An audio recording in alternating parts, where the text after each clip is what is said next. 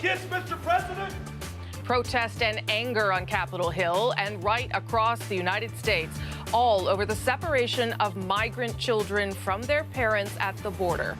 And yet tonight, Donald Trump remains defiant, insisting parents who enter that country illegally must go to jail. Their children taken away. Tonight, we're digging into this story, the politics, the detention centers, and what happens to all those kids caught in the middle. Also tonight, a historic vote in Ottawa. Legal pot now just weeks away, but is Canada really ready? This is The National.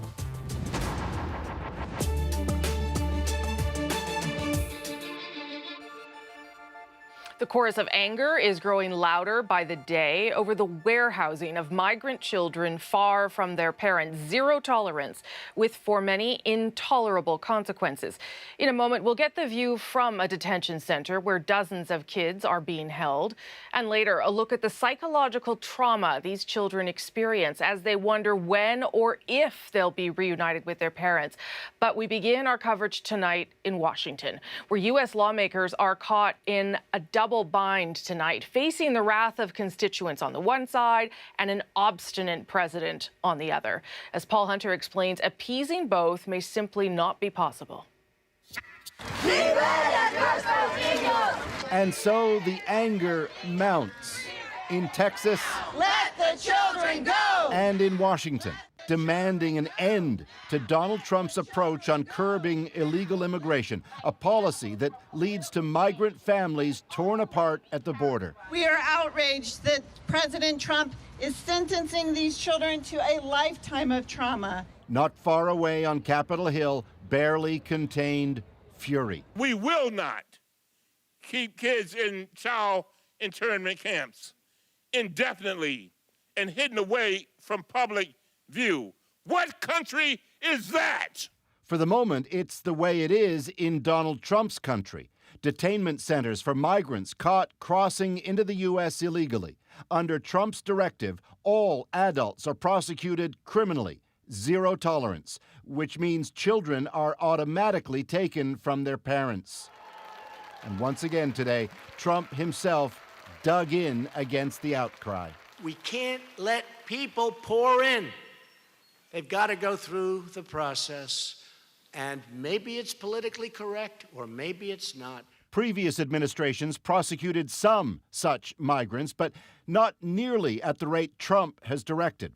In roughly the past month, more than 2,000 parents have been held for prosecution, more than 2,300 children taken from them. Anyone who has seen the photos, heard the audio of small children alone and afraid, crying out for their parents, cannot help but feel horror and disgust.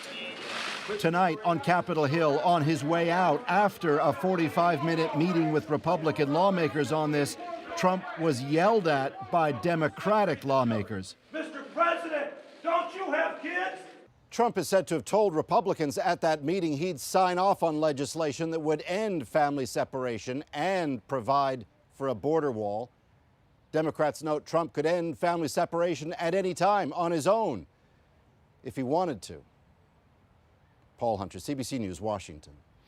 Now, Washington has a long history of using detentions and deportations to strike fear among illegal immigrants. Despite efforts by previous presidents to stifle border crossers, the numbers just remain high.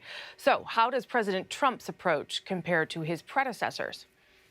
We cannot and will not encourage people to bring their children or other children to the country unlawfully by giving them immunity. The hardline approach originates with the Attorney General and Trump advisor Stephen Miller. They argue people will stop entering illegally if they know they could lose their kids. It's something George W. Bush and Barack Obama chose not to do, they said, for moral and legal reasons. Following a surge in 2014 of some 70,000 parents with children at the border, the federal courts told the Obama administration families could not be detained indefinitely. So rather than separate children from parents, families were released to make their asylum claims. The Trump administration now glibly calls that catch and release, suggesting those people just go underground. You catch, you take their name, and you release. Oh, great, wonderful. Then they're supposed to show up to a court There's only one problem: they never show up. So while the Obama administration had no widespread policy of separating families, it tried to crack down in other ways. President Obama earned himself the nickname Deporter-in-Chief by immigration activists, given he deported more than 3 million people, the most of any commander-in-chief, in part because of more arrests at the border. But while Obama tried to stop people from flooding the borders, he also tried to protect 4 million undocumented workers already there. Felons, not families. Criminals, not children. Gang members, not a mom who's working hard to provide for her kids. We'll prioritize. The Supreme Court ultimately blocked Obama's executive order, and so this is part of Trump's hardline attempt to fix a system that politicians on both sides of the aisle recognize is broken. There are about 100 different facilities across 17 states housing unaccompanied kids. Our Kim Brunhuber got the view from one of those shelters just outside San Diego. In and out they go, white vans mostly, and inside the vans, kids being transported to what will become their new home, a home with no mom or dad. In this one-story, tan building about 30 kilometers east of San Diego are migrant children, about 65 of them, who have been separated from their parents. The department taking care of the kids released video showing what's behind the gate, a kitchen, bedrooms, like a school in which you can sleep over. Normal looking enough, but, say those standing outside, this is not normal. I mean, children are being separated from their parents. 38-year-old Monica Verduzco. She says she was thinking of traveling to Texas to protest outside the big detention facility housing migrant children. Then she learned there was one just 75 kilometers from her house. That's when I said, oh, no, not in my backyard. I don't understand how people can know about everything that's going on and not speak about it, not show up, and just turn their other cheek or change the channel. So she's here, waging a lonely battle, hoping to change the minds of those who support what's happening here. I know that they have hearts. I know that they have to care. I know that somebody will have to do something, even if it's just me. But soon it's no longer just her. 79-year-old Bob Long, a retired teacher. It would bother my conscience if I wasn't here. I couldn't sleep at night. On last night's news, he saw House Minority Leader Nancy Pelosi visit. So he came, hoping to join what he assumed would be a massive protest. Instead, I'm down here with one lady. Everybody else is someplace else. To me, silence is violence. Make sure you're on the right side of history. Verduzco says she too is disappointed by the turnout, but that won't stop her, she says, from coming back tomorrow.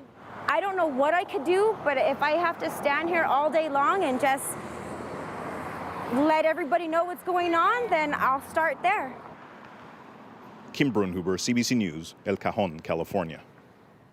On average, 50,000 people are apprehended every month for illegally crossing the U.S. border from Mexico. So why would they risk so much? Possible detention, deportation, and now family separation just to get to the U.S.? Well, it has a lot to do with where they're coming from. An increasing number are from the Central American countries of Guatemala, Honduras, and El Salvador. The three countries form a region known as the Northern Triangle that consistently rank among the world's most violent countries. In fact, El Salvador has the world's highest homicide rate, 49 times higher than that of Canada. Organized crime, gang violence, and turf wars are legacies of decades of civil war across the region. Drug trafficking adds to that brutality. Extortion is also rampant. Those dangerous conditions are why an estimated 10% of the entire Northern Triangle's 30 million residents have fled to other countries in the last decade, and mostly for the United States. We have much more ahead on this story. You may have seen this powerful photo. It's making the rounds everywhere. A photographer captured this little girl clearly in tears as her mother is searched and detained near the border. A little later, we'll hear from the man who took that photo. And we'll take a deeper look at how sudden separation could change these children's lives forever. First, though, here's a look at what else we're working on. We now know the identity of the man pushed onto the subway tracks in Toronto and killed seemingly at random yesterday. We'll look at the anxiety on the platform tonight. And they survived a bomb attack at the Canadian Embassy in Kabul. Now they're sharing their story for the first time as they take the Canadian government to court. We have exclusive details.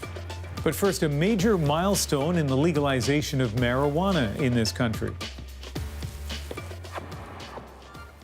It means before summer is over, as long as you're 18 or older, most Canadians will be allowed to grow pot at home. Manitoba and Quebec are banning it, but everyone of age will be able to possess and buy it in limited quantities. As for how it will be sold at the retail level, that will, not surprisingly, vary from province to province. It will be a while before the new law takes effect, but as Catherine Cullen reports, critics are already flagging potential problems. This could be the home of your new pot dealer. We'll be providing a guided personal shopping experience. The president of Cannabis New Brunswick says it's the first government-run marijuana store in the world. It is. We're the first jurisdiction in Canada that's ready. In many ways, it started here. I'm actually not in favor of decriminalizing cannabis. I'm in favor of legalizing it, tax and regulate. When newly minted Liberal leader Justin Trudeau made his pitch. 5 years later, legalization is poised to become a reality, but there are still plenty of questions about what comes next. There will be surprises. It's not going to be perfect. Take drug-impaired driving, a concern other jurisdictions that legalized have had to deal with. We are seeing that more often in fatal crashes, the driver, at least one of the drivers, has THC still in their system. That doesn't mean it caused the crash, but it's certainly a statistic that's going to be worth watching. The federal government is trying to address that with a new, tougher law on impaired driving. Then there's pricing and profits. Legalizing pot will undoubtedly be big business for corporations, but in the early days, some governments believe it will cost money to set up a regulated system. I can tell you that for the first couple years, we're not seeing this as a revenue generator at the government of Alberta. We're seeing it as a net loss. And prices will undoubtedly affect how well the system works overall, particularly when it comes to shutting down the illicit market. That is part of the government's stated goal.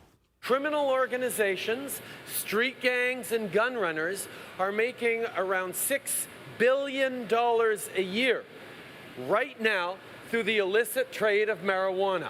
That has to stop. But experts aren't convinced it will stop. And we're very cognizant to realize that the chances of organized crime being eliminated in the cannabis market would be probably naive to think that that could happen. We still don't know just when legalization will kick in. The government will choose the date with input from the provinces, but you can look for legal pot to be a reality in Canada sometime in August or September. Catherine Cullen, CBC News, Ottawa. Some of the developing stories we're tracking tonight, reaction to Donald Trump's latest attack on Canada. He was talking trade today in Washington, and this time he accused Canadians of smuggling shoes. People living in Canada coming into the United States and smuggling things back into Canada because the tariffs are so massive. They buy shoes and they wear them. They scuff them up. They make them sound old or look old. No, we're treated horribly. Trump says he learned about Canadians sneaking shoes to avoid massive tariffs from a newspaper article, and it is true. Over the years, many people have snuck purchases back into Canada from the States to avoid duties. Canada doesn't plan to put a tariff on shoes. Trump's comments quickly had the U.S. Footwear Industries Trade Association trying to clear the air, stating in a tweet, Justin Trudeau, the U.S. footwear industry welcomes you and all Canadians to come and buy shoes in America, as many as you want, and scuff them up if you want. We can sell you more. Hashtag free trade. And reaction is rolling into another Trump administration decision, this one to withdraw the U.S. from the United Nations Human Rights Council. For too long, the Human Rights Council has been a protector of human rights abusers and a cesspool of political bias. We take this step because our commitment does not allow us to remain a part of a hypocritical and self-serving organization that makes a mockery of human rights. The U.S. ambassador to the United Nations, Nikki Haley, today on why her country is pulling out. She also accused the Council of being biased against U.S. ally Israel. In response, the UN Human Rights Council posted a statement from its chief saying it was disappointing, if not really surprising news, Given the state of human rights in today's world, the U.S. should be stepping up, not stepping back. In Toronto, there are new developments in that shocking murder case one day after a passenger was pushed to his death at a busy subway station. I don't have any indication that they were chatting beforehand. At this point in time, that's sort of what we're working on, is completely an unprovoked attack on this gentleman. The suspect, John Resetnik, appeared in court today and was charged with first-degree murder. And police revealed he was known to them after a minor interaction in 2015. Also tonight, police identifying the victim as Yusuka Heihara, age 73. But this story is far more than just one court case. For daily commuters, it's an unsettling reminder that in an instant, a speeding train can become deadly. Today, Joanna Remiliotis watched that fear settle in.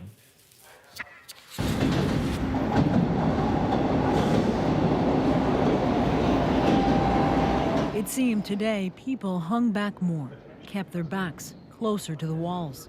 It is horrific to imagine, must have been terrifying to witness. A train midway into the station. In a split second, a deadly shove. Well, I think this is tragic. It's absolutely terrible. But you see people, you see what happened here? They walk by the edge. And it's easy for a crazy guy just to push you. A day after a 73-year-old man was pushed to his death, there is caution and curiosity too. Can you just move faster? A group of students craning to look, but most too uneasy to get close. Now I feel a little scared, so I stand a bit away from the tracks. Unprovoked, apparently random. It's what makes the attack especially disturbing. Police believe it's why 7 or 8 key witnesses left the scene. I understand it's a very traumatic incident that they may have witnessed. However, we would like them to come forward so we can interview them and sort of get a narrative from them about what actually transpired. What happened is rare. There are 5 other incidents of people being pushed onto Toronto subway tracks in the last 21 years, resulting in 1 death. But the fear now is suddenly larger. The transparent barriers through which you can go through, and it only opens when the train comes in. That would be definitely safer. Barriers would be safer, mostly because there are on average 24 suicide attempts a year. But it would cost at least $1 billion to retrofit an aging subway system. It would save lives, it would be an operational efficiency, but we also recognize that there's tremendous cost involved, and that's where the feasibility study will come in. That study's results are expected in a couple of years. Any decisions will be driven by tragedy, intentional or not. Joanna Remiliotis, CBC News, Toronto. Those barriers are only used on one transit route in Canada. You'll find them on either end of that rail link that connects Pearson International Airport with downtown Toronto's Union Station. They're much more widely used in Asian and European systems and well beyond that. Here's how they work in a number of stations in the Paris Metro. The safety doors open simultaneously with the car doors, so there is no ready access to the tracks. This station in St. Petersburg, Russia, was the first in the world to use platform doors and walls that keep the tracks completely out of sight.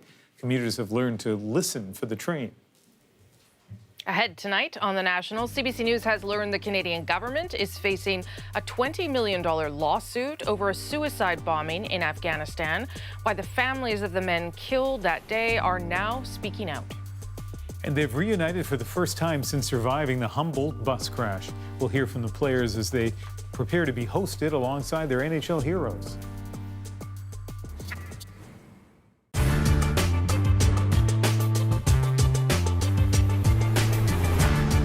My name is Angela Anderson, and I live a low to zero waste lifestyle.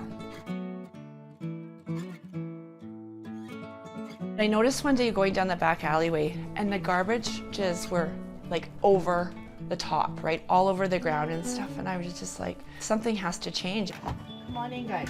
Recycling is helpful, but there's a lot more that you can do. I bought some produce bags, and I got some reusable shopping bags, and I just kind of started.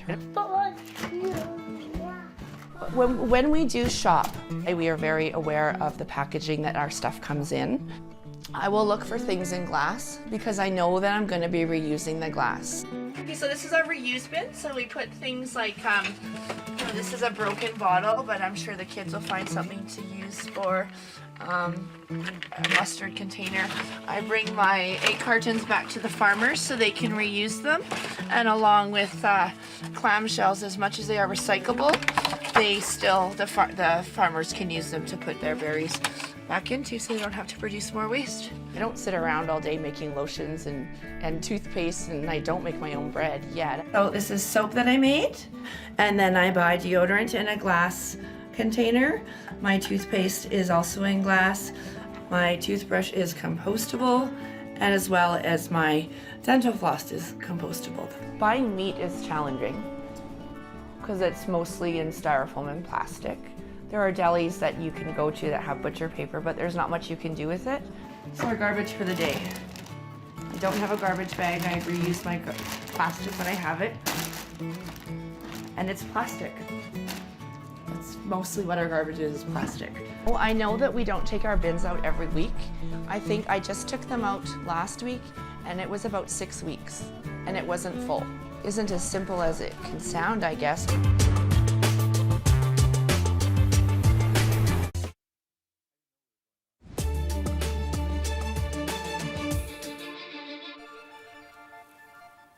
The Canadian government is being sued for $20 million over a suicide bombing 2 years ago in Afghanistan.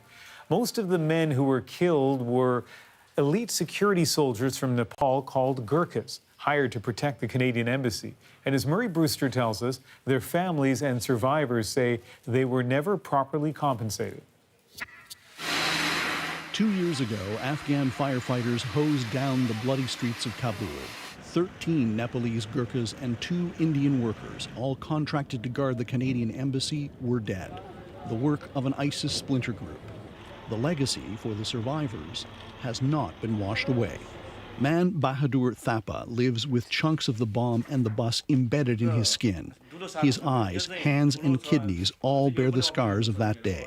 मलाई न त सारा भन्नाले मलाई त्यहाँ कोही पनि हुन्थेन एउटा सिस्टर बस्थे रात दिनै बस्थे म यसै हेर्छु Prem Badur Chetri is alive only because his lunch fell off his lap. He bent over just as the suicide bomber threw himself against the bus. म त भाग्य नै भन्नु पर्यो अब के भन्नु त्यो त म त अहिले साँच्चै सम्झिने हो भने म कसरी बाँचेको छु जिउँदो छु भन्ने त्यो पनि म सक्छु. This is the first time the survivors and widows have spoken publicly. In their lawsuit, the Gurkhas, highly trained former soldiers, claim Canada was negligent and failed to supervise their employer, Sabre International Security, and that the attack was foreseeable. They say they feel forgotten. हुँदामात्रै चैनको निन्द्रा र पेटभरि खाना पाएको छु मैले Gorkha guard हुँदैन थियो भने भाइ यस्तो यस्तो अब हामी जान सकेनौँ यस्तो यस्तो हालत छ सिचुएसन यस्तो छ तिम्रो गार्डलाई यस्तो यस्तो भनिदिनु. Ottawa's position has been the Gurkhas did not work directly for the embassy, and their safety was the responsibility of Sabre. We asked Global Affairs for a response to the lawsuit. They've said nothing. That's cold comfort to Chitra Kumari Koriala, whose husband died in the attack. यो आवाजहरु उनीहरुकै कानमा पुगोस् केही भएन उनीहरुले चाहिँ हाम्रो चाहिँ लापरवाही गरेर मारेकै हो यति चाहिँ हामीले भन्न सक्छौं कि. After the Kabul bombing, Sabre bailed on its contract and left Canada scrambling. CBC News was unable to contact Sabre for comment. Even the lawyers for the families are struggling to find Sabre to serve papers. They appear to have disappeared. So there's some very serious questions about Canada's selection of this contractor. This is not the first time Canada has been criticized over private security contractors. There was concern during the Afghan war, and that led Ottawa to sign an international agreement known as the Montreux Document. That pledged Canada would hire only certified professional companies. It's unclear whether Sabre met that criteria. Murray Brewster, CBC News, Ottawa. Gurkhas have also had to fight for the rights they hold today in the UK, nearly 2 centuries after they were first recruited by the British Army. As Britain expanded its colonial reach, agreements with Nepal and India allowed Gurkhas to fight all over the world for the Commonwealth for much of the 19th and 20th centuries. But historically, the soldiers were discharged back to Nepal. Only after an organized campaign that lasted more than a decade did some of them finally earn the same pension as the British veterans they had served alongside, as well as the right to settle in the UK. On the children being separated from parents at the U.S.-Mexico border, we've covered the politics, but after the break, we're going to get to the impact on the kids themselves. And you'll also hear the story of this one photo that's really come to symbolize the whole issue from the photojournalist who took it. The officer asked her to set her child down, and just in that moment, when the girl's feet touched the ground, she started crying very loudly. So how much do refugees and immigrants get in social assistance? Let's break that down based on information from the federal and provincial governments. Starting with immigrants, they get the same amount of social assistance as other Canadians, with one exception. When a citizen or permanent resident sponsors a relative as part of the family class, that sponsor is responsible for any income assistance their relative gets. Taxpayers are not on the hook for any of that. Okay, but what about refugees? And what about those people who are walking across the Canada-US border seeking asylum here? Well, that depends on whether they're government-sponsored, privately sponsored, or a mix of both. Let's start with privately sponsored refugees. They don't receive any government assistance for the first year, although they do have access to federally funded services like language training and healthcare through an interim federal program. All their other costs are covered by whomever is sponsoring them, whether that be a religious organization or community group. After their first year, if refugees haven't found work, they're eligible for social assistance or disability benefits at the same rates as Canadian citizens. That rate varies from province to province. Government-sponsored refugees are the second category. They're supported under a federal resettlement program for 1 year or until they become self-sufficient, whichever comes first. As of July 2016, the annual maximum amount is $50,000 per family, depending on how many people there are. That includes a one-time payment to set up their household. After 1 year, they become eligible for provincial social assistance at the same rates as other Canadians are. The third category of refugees is a blended visa office referred program. They get federal assistance for the first 6 months, private sponsors pay the other 6 months. But did you know refugees who are resettled from abroad actually owe the government money? That's right, the Canadian government asks them to repay the cost of traveling to Canada. The maximum loan is $10,000, even for large families of 8 people or more. It's interest-free for 1 to 3 years, and then refugees have up to 6 years to repay it, depending on how much money is involved. And even though that's a lot more than some of these families earn in a year, 91% of them manage to pay back those loans. That brings me to asylum seekers. They've been in the news a lot lately for crossing the border on foot. Asylum seekers don't get any of the federal resettlement assistance that other refugees get. In fact, they usually live in emergency shelters or with friends and family when they first get here. But they can apply for provincial social assistance once they're deemed eligible to make a refugee claim or while they're waiting for their hearing. They're covered if their claim is accepted or if they're in the appeals process. They get the same amount as Canadian citizens, and there's no cap on it. So no matter how many people apply, everyone gets the same amount. Meanwhile, their children can go to public school as soon as they have a permanent address. And they can access legal aid in 6 provinces. Ottawa covers most of that cost. Now, it's important to note that refugee claimants are eligible to apply for a work permit, and most of them are pretty eager to support themselves. I know, the big question is, does an increase in refugees and immigrants mean less social assistance for other Canadians? We spoke to a number of experts, and their consensus is no.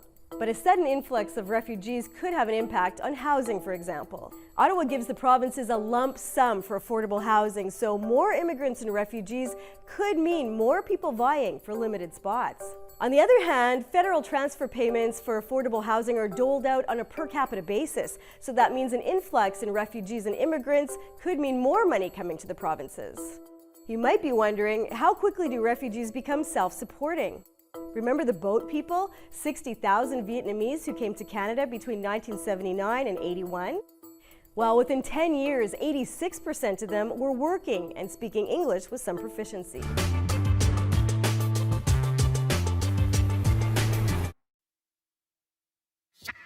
When you prosecute the parents for coming in illegally, which should happen, you have to take the children away. Now, we don't have to prosecute them, but then we're not prosecuting them for coming in illegally. That's not good. That's Donald Trump today, echoing in his own way what other officials have said about the policy of separating children from their adults, their parents at the border. You can't arrest those illegally crossing the border without separating them from their kids. And Trump says there's no choice in the matter. In his administration's quest to toughen the border, the well-being of kids, collateral damage. Cali te va a ayudar. ¿Qué va a pasar con su consulado? This anguish, heard inside an unnamed detention facility obtained by ProPublica, is hard to hear.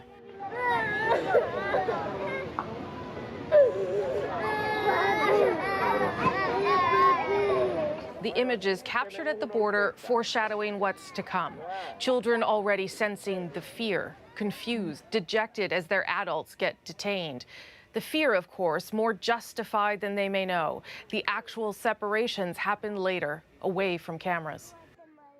For more on the impact this has had on the thousands of kids reportedly separated and for some insight on what might happen to them next, I'm joined by Dr. Georges Benjamin. He's Executive Director of American Public Health Association. He's in Washington. Janet Gwillem is an attorney with Kids in Need of Defense. She is in Portland tonight. And Dr. Cristina Munoz is Mental Health Director of the Terra Firma program, and she's in New York. Good to see you all. Appreciate you making the time for this country, where we're watching, obviously, with interest as this story unfolds. Maybe I'll start with you, Dr. Benjamin. Why is it important for organizations like yours to speak out? When you see the pictures that we've all seen, heard that audio tape, what is the thing that worries you and compelled you to speak out? Well, you know, it's about the health impact of these kids. You know, it's the fact that we know that this sudden separation has not only an acute and negative impact on their health, but it can have long-term implications in a variety of areas. And so we're really concerned about it from that perspective. It's also an issue of fundamental justice. What are some of the areas where you would be most concerned because of this forced separation, unexpected separation? What kinds of things would you be worried about happening to the child? Well, you know, obviously the immediate concerns are they're fearful, they're scared, they lose their trust. That can result in a whole range of behavior activities. You know, anyone who has left their child at a daycare center or with any other kind of babysitter knows that you plan those kind of separations. Sure. You talk to the children, you talk to the people that are going to take care of your child, and sometimes when you come back, they're still very disturbed, even though they've been taken good care of. Yeah. But when this kind of separation occurs, these children have just a range of behavior problems afterwards. They don't sleep well, they don't eat well, and you know, particularly the young ones, frankly, with the stress that occurs, they can actually have some long-term impact on their brain function. And so that's one of the long-term things we're worried about. So Dr. Munoz, you haven't seen any of these children, but you have seen children in situations similar to this. What kinds of things do you see the children exhibit in the immediate, in the aftermath? Well, in the immediate, as Dr. Benjamin mentioned, there's a lot of different symptoms of acute stress. You see a lot of developmentally regressed behaviors, like kids that cling to their caretakers once they are reunited with them and they develop separation anxiety. They may become withdrawal. They may develop depressive symptoms. Yeah. A whole array of different reactions in the immediate moment, but the most concerning is the long-term impact in their cognitive functioning, in their relationship styles, their ability to develop relationships throughout their lives with peers, with caretakers, with adults, and with their own partners as adult individuals. Because of attachment issues, I would imagine. So Janet, your organization helps from the legal perspective. Give us a sense of what would be happening to these children who are obviously too young to be able to advocate for themselves. I understand some of them don't have documents or papers, so it's hard to even know who's in the system. Give us a sense of that part. Mm-hmm. Yeah, so our organization represents unaccompanied immigrant children. All of the kids that we work with have originally been put into the custody of the Office of Refugee Resettlement and are staying in shelters or other types of facilities that are contracted with the Office of Refugee Resettlement. And we begin, they're all placed into removal proceedings in the immigration courts and charged with immigration violations. But because these are administrative courts, the children are not guaranteed the right to a court-appointed attorney. And so they have a right to have an attorney, but not to have a court-appointed attorney. So that's where we come in and provide representation for them. But it's a very, very complicated process. And what is the likelihood that these children get lost in the system or never find their parents again? How often does that happen? Well, the latest round of family separation is pretty new, so it's hard to tell what the ultimate results are going to be. The children that we've been in contact with have eventually, after sometimes months, been able to reconnect with their parents, but some of them, the parents have been deported and the children are still in the U.S. The children still have claims to asylum, so they won't be necessarily being reunited with their parents. Okay, so Dr. Benjamin, when you look at this unfolding, does it remind you of other incidents of separation? Because certainly we have talked about that in this country, other times where these kinds of things have happened, and we know that it does long-term damage.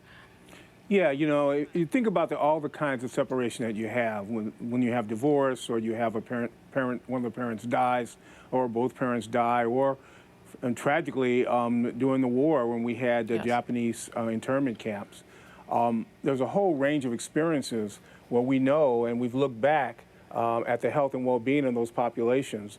And when you do these kinds of forced incarcerations and forced separations, particularly when taking the children away from their parents, they have significant health impact. And that health impact is not good. Right, and the fact that they may not even have contact with their parents throughout that period that they are detained, because it doesn't sound like anyone's getting a phone call or anything. What do we think would be the impact of that, being completely severed from that relationship? Maybe Dr. Benjamin and then Dr. Muñoz. Yeah, you know, you don't know if you don't know what's happened to your parents. The other problem is not just that you can't contact them, but that the people that you are in contact with have no clue as what's going on with your parents and are unable to give you that information.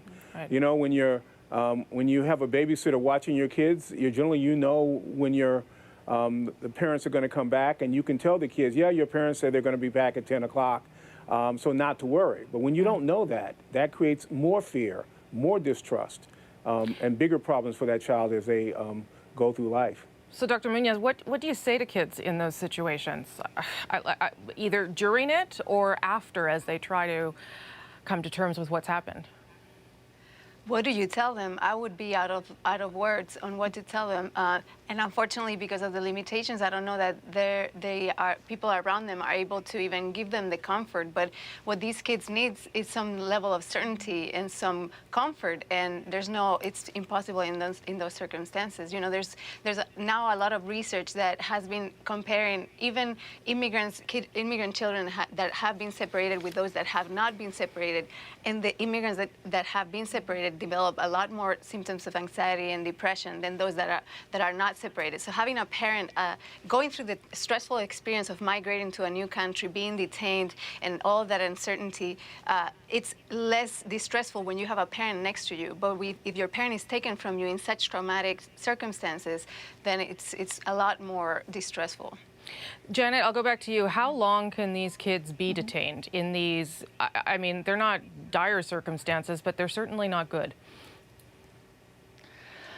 So the process is when they are picked up at the border, they're initially in the custody of Immigration and Customs Enforcement, and then if they're identified as being an unaccompanied minor, or if they're separated from their parent and become an unaccompanied minor, they have to be transferred to the custody of the Office of Refugee Resettlement within 72 hours. And once they're in that system, they're transferred to facilities around the country that are contracted with the Office of Refugee Resettlement. And they vary from short-term shelter facilities to staff secure to secure facilities to long-term foster care situations. about, traditionally, unaccompanied children, about 90, 92, 93% of them do eventually get reunified with a family member, but that process has been lengthening, and it can take anywhere from, the shortest I've probably seen is 3 weeks to 4 weeks, but also to well over a year. Yeah. And then for those children who don't have any options of being released to a sponsor, they will stay in custody up until they turn 18, which can then be several years. I only have about a minute left. I'd like to hear one thought from all three of you on what you would tell the president, knowing what you know about kids and separation and how they develop. Dr. Benjamin, what would you tell him? Let's stop separating children from their parents. Janet? Period. Same thing, and just realize you have children of your own, and imagine what would happen, you know, if your children, your grandchildren were separated from their parents, and how awful that would be. Dr. Muñoz, yes? I would like to say that this is not protecting our country in any way. Mm-hmm. Thank you all so much for your perspectives tonight. I do appreciate it. Thank you. Thank you. Talking about the pain and trouble these kids face is one thing, but in a time when, for good or for bad, social media magnifies moral outrage, pictures are really worth more than 1,000 words. And this is the photo that's put a face on this issue, taken last week by photojournalist and parent John Moore. That last bit's pretty important, because as Moore explains, this image of a 2-year-old girl from Honduras crying as her mother is frisked by Border Patrol agents was especially hard to take. I was on the embankment of the river with a Border Patrol agent as rafts of people came across the river, across the Rio Grande from Mexico and into Texas. People were very scared. They had come to turn themselves in for asylum, but it was the middle of the night. One by one, they were frisked, patted down, and everyone had to turn in all their personal items and their shoelaces as well. I noticed a mother was unlacing the shoes of her daughter, a little girl, I didn't know how old. The mother was one of the last people to be body searched. The officer asked her to set her child down, and just in that moment, when the girl's feet touched the ground, she started crying. Sometimes we have to keep photographing, even in difficult situations emotionally. I only had the chance to shoot a few pictures. I got down on a knee, so I was on the child's level as she looked up at her mother crying. This picture was taken just before these families were taken away. And so this is the closest I'll ever come as a photojournalist to capturing the separation of families. I knew it was an important image, but I had no way of knowing that it would have the resonance that it's had. I'm glad that it has, but at the same time, it makes me very sad. Now we want to tell you about a story you'll see here soon on The National. As the U.S. hardens its border with Mexico, the impact goes beyond those people who cross it illegally. When a journalist feared for his life, he fled Mexico with his teenage son, and he followed the rules, entering the U.S. legally and asking for asylum. As his long case draws to a close, Adrian got rare access to a detention center to talk to him. So about a decade ago, Emilio Gutierrez was writing about corruption in the Mexican military, and that's when he was hunted and threatened and attacked by the Mexican military. So it was around that time that he tried to seek asylum in the United States, and his case has been winding its way through the courts ever since. An American judge decided that Emilio should be deported. So Emilio and his son have been in detention here in El Paso since December, and we've been trying to get in. And the final word is that, yes, we can, but we can only get audio, not video, which is what this is all about. There's so many questions to ask these two, including, you know, how long do you think you can hang on? And what exactly is likely to happen if you do get sent back to Mexico? We'll see what we get. Hola, Oscar. I'm Adrian. Emilio. My first question for either one of you, but mostly you, Emilio, is how are you? Es una experiencia por demás desagradable, en donde las autoridades buscan destruir la autoestima. What happens to Emilio if he gets deported? If he goes back home to Chihuahua, where he has his ancestral home, he's dead. They would kill him.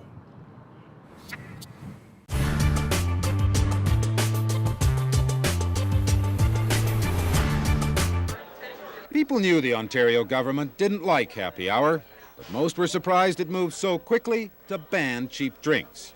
Some bar owners are pleased. They were coming in for the reduced prices, and after work, jumping in their cars after and going along the street. The best move they could have made was by canceling the happy hours. I do it right now is because my competition doesn't, and I have to be like the rest of them. But others complain there's stiff competition around their bars. And to survive when happy hour ends, they may have to have happy hour prices all the time. Possibly, if we lower the prices across the board, we should retain some of our business. The announcement came in the legislature today. The reason? The government thinks happy hour has increased the number of impaired drivers. That's only a perception. There are no statistics to back that belief. But the minister says perception is a good enough reason to ban happy hour. The perception of it, at least, if not the reality, and I think it was a reality, was that on the way home you were being enticed to stop and have a drink and then drive on. Among customers at happy hour, reaction is mixed. Some agree it contributes to impaired driving and should be banned. I think it's a good idea, especially in the Christmas season. Others say most people don't drink a lot during happy hour. People might come in for one drink. That would be about it. En route somewhere else. Very few people sit around and drink all night. While others are angry because they say the government's meddling where it doesn't belong. I think that we are losing control again. They are telling us and they're dictating to us. And I don't agree with them. Whatever customers think, Ontario's police chiefs and groups like Pride, people to reduce impaired driving everywhere, don't like cheap drinks. And they're the reason Ontario will become the first province in Canada to ban happy hour. Michael McIver, CBC News, Toronto. Carl Burden is the executive director of Alcohol and Drug Concerns. The organization has been actively fighting happy hour since its introduction to Ontario drinkers a couple of years ago. We believe that the introduction of happy hours at the time in which they are usually applied means that people are going to be leaving and driving home tired from a day's work and with the added inconvenience of a few drinks. And this, in fact, would have caused serious problems and probably already has caused serious problems in Ontario. Happy hour attracts the after-work crowd by offering drinks at reduced prices. Surprisingly, bars don't make any money on that added business.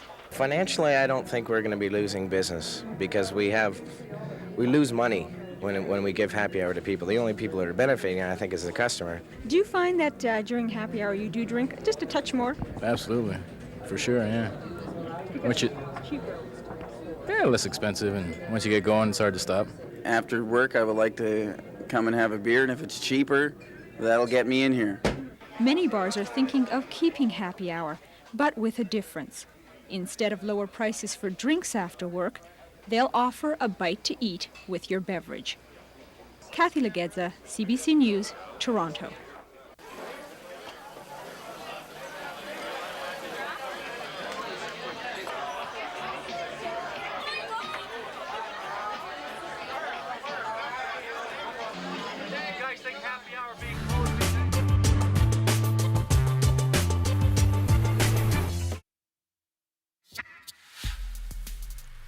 The BC government has a costly decision on its hands. Leases for several salmon farms are set to expire tomorrow. The industry generates more than $1 billion a year and supports thousands of jobs, but opponents say it is not worth the risk to wild salmon. With that deadline fast approaching, Greg Rasmussen traveled to a remote cove on BC's coast to find out what's at stake in this fight over fish farms. It's a stunning place and the main battleground in the fight over fish farming. At no point did they show any compassion or any heart or anything other than their bully tactics. Ernest Alfred has become the face of Indigenous opposition to these farms. He wants the Atlantic salmon being raised here banned from the open ocean and put into large tanks on land. They're cheap, is what it is. Moving this operation out onto land is going to cost them a lot of money. And they should be the ones paying for that. Here he is last year at a protest camp he set up on the farm. Supported by local First Nations who are fighting a broader legal battle claiming much of the area as traditional territory. Another ally is Alexandra Morton. She's spent decades documenting the spread of diseases and parasites from farmed to wild stocks. I'm 100% sure these farms are killing off wild salmon. When you look everywhere in the world, wild salmon go into precipitous decline as soon as this industry operates. With operating permits expiring, opponents say it's time to shut them down. There are about 50 active fish farms in BC waters. Opponents want 20 of them shut down when their leases with the BC government expire later this month.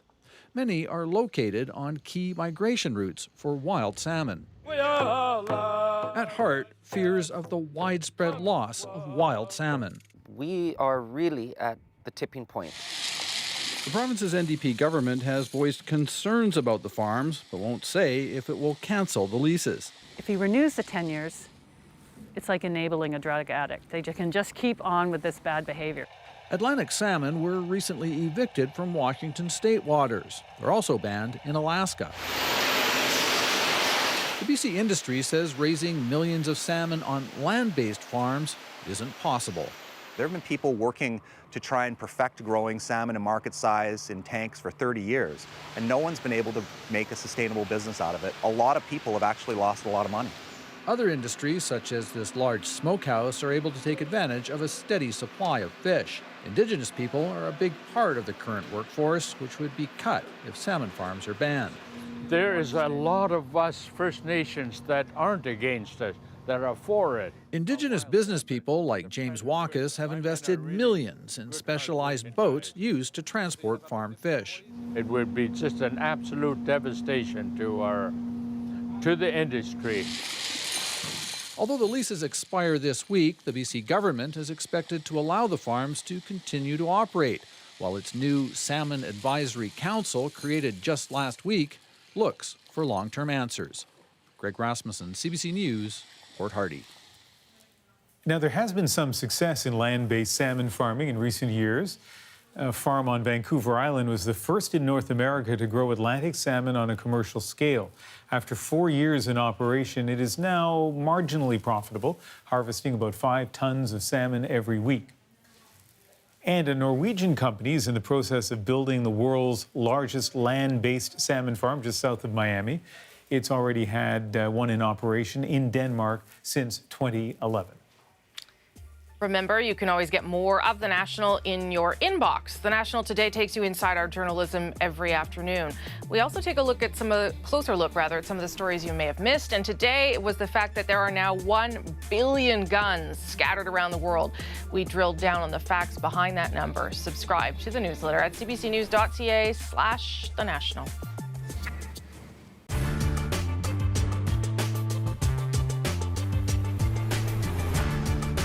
A rapidly increasing number of experts and politicians are becoming progressively alarmed about air pollution. In the United States, it's estimated that 370,000 tons of pollution are dumped into the air every day. It's figured that the economic cost to the country of air pollution runs upward of $12 billion in property damage and in widespread illnesses and deaths to humans and to animals. Most of the damage is caused by car pollution coming from the exhaust, and a bill has just been introduced in the Congress for a federal study of electric cars. Congressman Richard Ottinger, a New York Democrat, dramatizes his proposal by driving an electric car to the Congress. He says wide use of electric cars would dramatically reduce air pollution. The car uses no gas or oil, needs almost no maintenance, and creates no pollution or noise. It runs on 4 silver zinc batteries linked together by a series of electric relays for driving power and a smaller battery for lights and horn. The congressman says you simply plug the car into an outlet wherever you park to recharge your batteries. This demonstration car sells for about $2,000 and uses only a little more current than an electric iron. Speed is a problem, though, for the car can only get up to 40 or 50 miles an hour. One prominent meteorologist, Morris Nyberger of the University of California, predicts that if nothing is done about pollution, in the next 100 years from now, air pollution will be so bad that humans may not be able to survive. And even the comedians are worrying about it, as for instance Tom Lair, who says the city streets today are quite a thrill. If the hoods don't get you, the monoxide will. Knowlton Nash, CBC News, Washington. Automobiles come in all shapes and sizes, and about the only thing they have in common is that most of them are powered by gasoline. But the days of gasoline guzzlers are numbered, and the future, some experts say, lies in powering cars with electricity. Over the weekend, the designers of this car met with city and federal officials about building the models here in Windsor. The company says it'll need help in financing the venture, but feels the market is ready for a luxury car powered by fast-charge lead cobalt batteries. Windsor is only one of the production sites being considered, but Development Commissioner Jim Moore feels we do have an edge. One of the questions put to them, in fact, was, are you another Brickland? And they recognize that in order to have credibility with the car-buying public, with the dealers, even with governments, let's say, if you're going to do something like build a totally new car.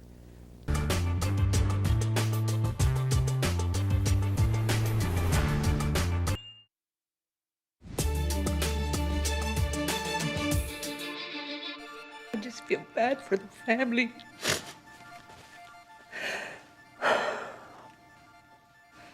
I just feel really awful about what happened.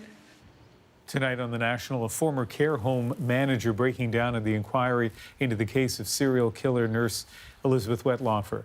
Heather Nicholas was the director of care at Meadow Park, the last place that Wetlaufer is known to have killed someone in her care.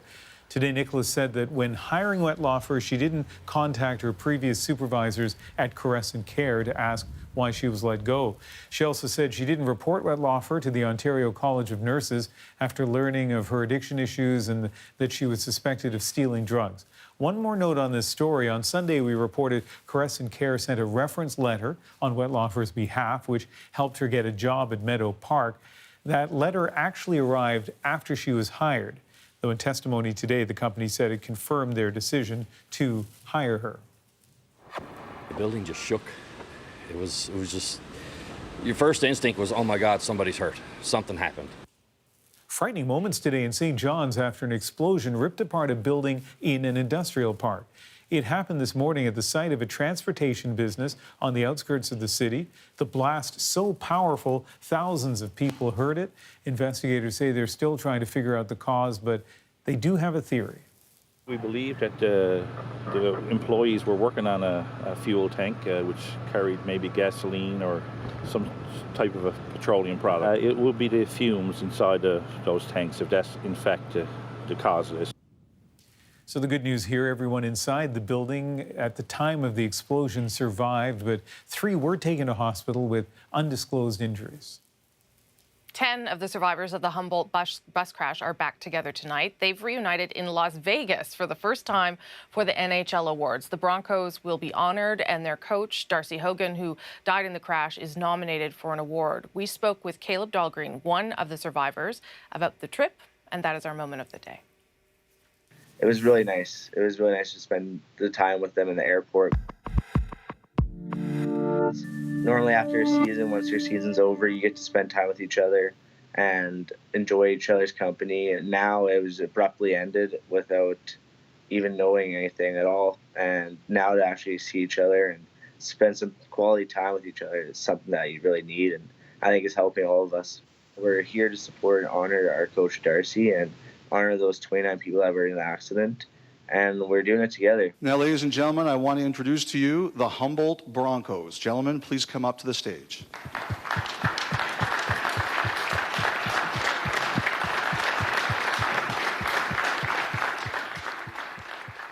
Rosemary, when you think about what they went through physically and emotionally, it is, extraordinary to see them there and to hear them speak in such a measured way. But it is going to be a long road back. At least one of the players will be with the team in the fall. Another is going to be coaching a AAA midget team, I guess, an age group slightly younger than they are.